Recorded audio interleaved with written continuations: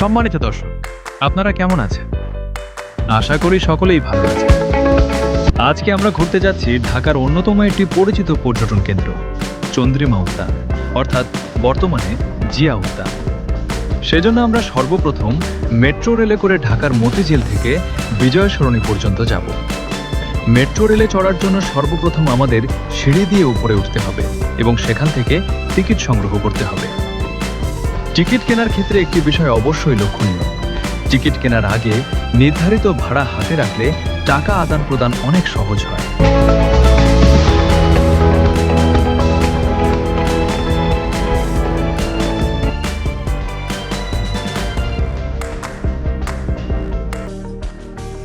Ticket কেনা হয়ে গেল।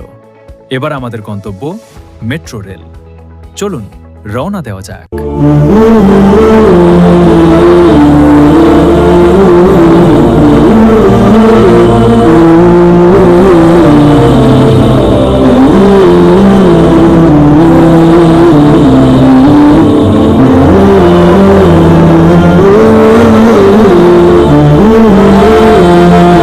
অবশেষে আমরা মেট্রো রেল পেয়ে গেলাম। এখন মেট্রো রেলে করে আমরা যাব বিজয় সরণি পর্যন্ত। এরপর সেখান থেকে হেঁটে রওনা হব চন্দ্রিমা উদ্যানের উদ্দেশ্যে।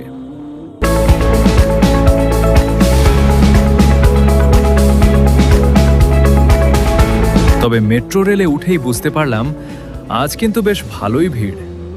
প্রচণ্ড মানুষের কারণে অনেককেই দাঁড়িয়ে যেতে হচ্ছে।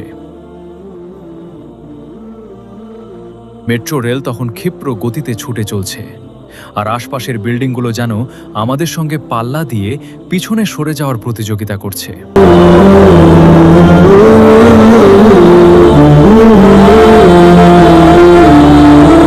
এভাবেই দীর্ঘ একটা সময় যে কিভাবে পার হয়ে গেল আমরা বুঝতেই পারলাম না।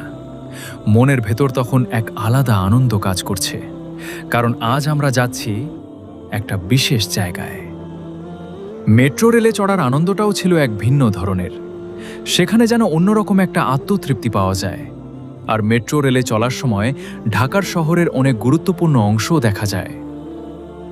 অবশেষে আমাদের গন্তব্যের স্টেশন চলে এসেছে।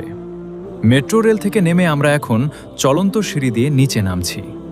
আর অবশেষে আমরা পৌঁছে গেলাম বিজয় সরণিতে। এখন এখান থেকে মূলত আমাদের হেঁটেই রওনা দিতে হবে। পাশেই একটা গ্রাফিতি চোখে পড়ল, যেখানে জুলাইয়ের নারীদের অবদান সম্পর্কে অবহিত করা হচ্ছে।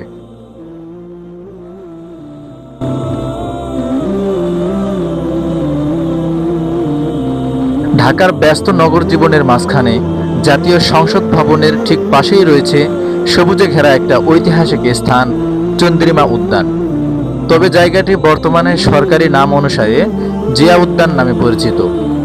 একদিকে সবুজ গাছপালা, অন্যদিকে ক্রিসেন্ট লেক, আর তার পাশেই বাংলাদেশের জাতীয় সংসদ ভবনের দৃষ্টিনন্দন স্থাপত্য।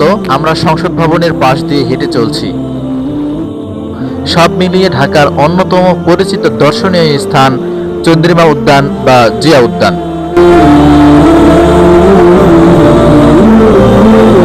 ড্রোন শুটে এই জায়গাটির দৃশ্যগুলোকে আরো সুন্দর মনে হয়। আপনি যদি এখানে আসেন তাহলে আপনি দেখতে পাবেন যে ঢাকার এই ব্যস্ত জীবনে এত সুন্দর জায়গাও রয়েছে ঘোরার জন্য।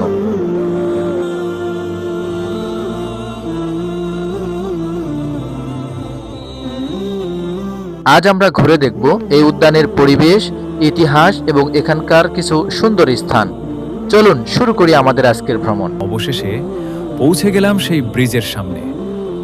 এখানে রয়েছে বেশ কিছু দোকান, আর ব্রিজটির দৃশ্য বেশ চমৎকার। এখানে কিছু মাছও দেখা যায়, আর ব্রিজের পাটাতনগুলো তৈরি করা হয়েছে স্বচ্ছ কাঁচ দিয়ে। সত্যি বলতে জায়গাটা বেশ মনোরম।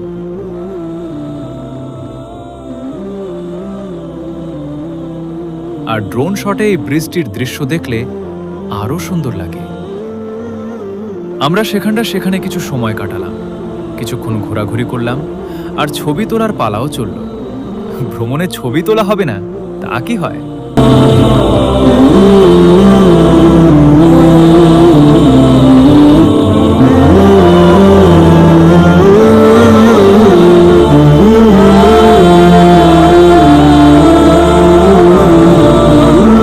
আমরা রওনা হলাম উদ্যানের দিকে। এই লেকের পাশে এসে দেখা গেল অনেকেই এখানে সময় কাটাচ্ছেন। কেউ ঘোরাফেরা করছেন, কেউ আবার পানিতে নেমে গোসল করছেন, আর ব্রিজ থেকে অনেকেই পানিতে লাফ দিচ্ছেন। দেখে মনে হচ্ছে এখানে এসে সবারই যেন আলাদা আলাদা আনন্দ। সকালবেলা চাইলে এখানে আপনি জগিং করতে পারেন, সাইকেল চালানোরও সুবিধা রয়েছে। আর এটাই আমাদের আজকের গন্তব্য, চন্দ্রিমা উদ্যান, অর্থাৎ বর্তমানে জিয়া উদ্যান। উদ্যানটি ঢাকার শেরেবাংলা নগরে জাতীয় সংসদ ভবনের পাশেই অবস্থিত। বিভিন্ন সূত্রে এর আয়তন প্রায় ৭৩ থেকে ৭৪ একর হিসেবে উল্লেখ করা হয়। এই বিশাল সবুজ জায়গাটি শুধু একটি পার্ক নয়,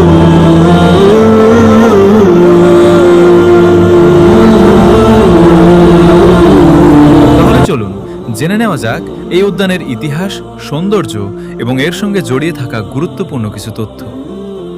জিয়া উদ্যান ঢাকার শেরেবাংলা নগর এলাকায় জাতীয় সংসদ ভবনের পাশেই অবস্থিত। উদ্যানটির আয়তন প্রায় ৭৩ একর বলে বিভিন্ন সূত্রে উল্লেখ করা হয়। একদিকে বিশাল সবুজ এলাকা, অন্যদিকে ক্রিসেন্ট লেক, আর এর পাশেই জাতীয় সংসদ ভবনের অনন্য স্থাপত্য। এই তিনটি বিষয় একসঙ্গে জায়গাটিকে ঢাকার অন্যতম পরিচিত দর্শনীয় স্থানে পরিণত করেছে।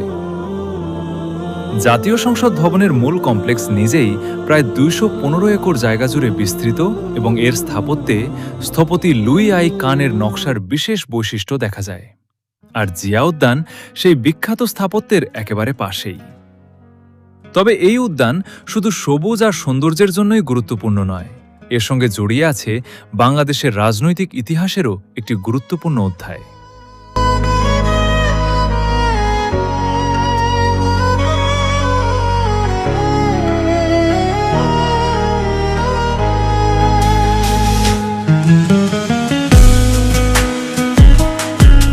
উদ্যানটির নাম নিয়েও রয়েছে দীর্ঘ ইতিহাস। একসময় এই এলাকাটি ক্রিসেন্ট লেক পার্ক নামে পরিচিত ছিল। ১৯৮৮ সালের ২০ ডিসেম্বর স্থাপত্য অধিদপ্তরের নির্দেশে পার্কটির নামফলকে চন্দ্রিমা শব্দটি যুক্ত করা হয়। এরপর ১৯৯২ সালে এর নাম পরিবর্তন করে জিয়া উদ্যান রাখা হয়। পরবর্তীতে ১৯৯৬ সালে আবার নাম পরিবর্তন করে চন্দ্রিমা উদ্যান করা হয়। ২০০১ সালে আবার জিয়া উদ্যান নামটি ফিরে আসে। এরপর ২০১০ সালে আবার নাম পরিবর্তন করে চন্দ্রিমা উদ্যান রাখা হয়। অর্থাৎ নামের ক্ষেত্রে এই উদ্যানটি বারবার পরিবর্তনের সাক্ষী হয়েছে। আর সর্বশেষ ২০২৫ সালের মার্চ মাসে সরকারি সিদ্ধান্তের মাধ্যমে জিয়া উদ্যান নামটি আবার পুনর্বহাল করা হয়। তাই বর্তমানে সরকারি নাম অনুযায়ী এটি জিয়া উদ্যান।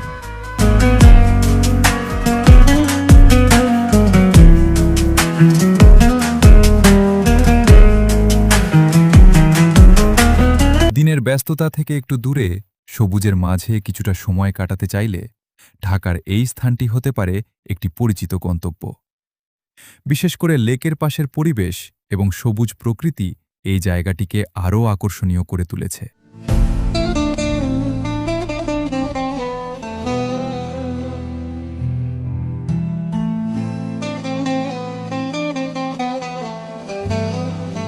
উদ্যানের ভেতরে রয়েছে একটি সুন্দর ও দৃষ্টিনন্দন মসজিদ, যা এই এলাকার পরিবেশকে আরও শান্ত ও আকর্ষণীয় করে তুলেছে। অনেক দর্শনার্থী এখানে কিছুটা সময় কাটান, নামাজ আদায় করেন এবং নিরিবিলি পরিবেশ উপভোগ করেন। এই স্থান থেকে জিয়া উদ্যানের বিস্তৃত সৌন্দর্য এক নজরেই দেখা যায়। চারপাশের সবুজ গাছপালা, লেক, হাঁটার পথ এবং মনোরম পরিবেশ সব মিলিয়ে যেন প্রকৃতি ও নগর জীবনের এক সুন্দর সমন্বয় তৈরি হয়েছে। উপরে থেকে তাকালে বোঝা যায় কত সুন্দর পরিকল্পনার মাধ্যমে এই উদ্যানটি সাজানো হয়েছে। ঢাকার ব্যস্ত জীবনের মাঝেও এমন সবুজ ও শান্ত পরিবেশ সত্যিই দর্শনার্থীদের মুগ্ধ করে। আপনারা ভিডিওতে যে দৃশ্যগুলো দেখছেন, বাস্তবে এই জায়গার সৌন্দর্য আরও বেশি উপভোগ করা যায়।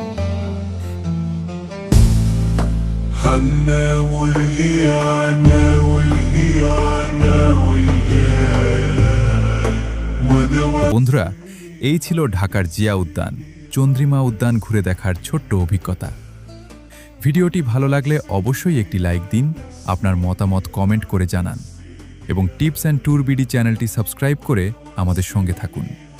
আবারও দেখা হবে বাংলাদেশের আরও একটি সুন্দর দর্শনীয় স্থান নিয়ে। ধন্যবাদ।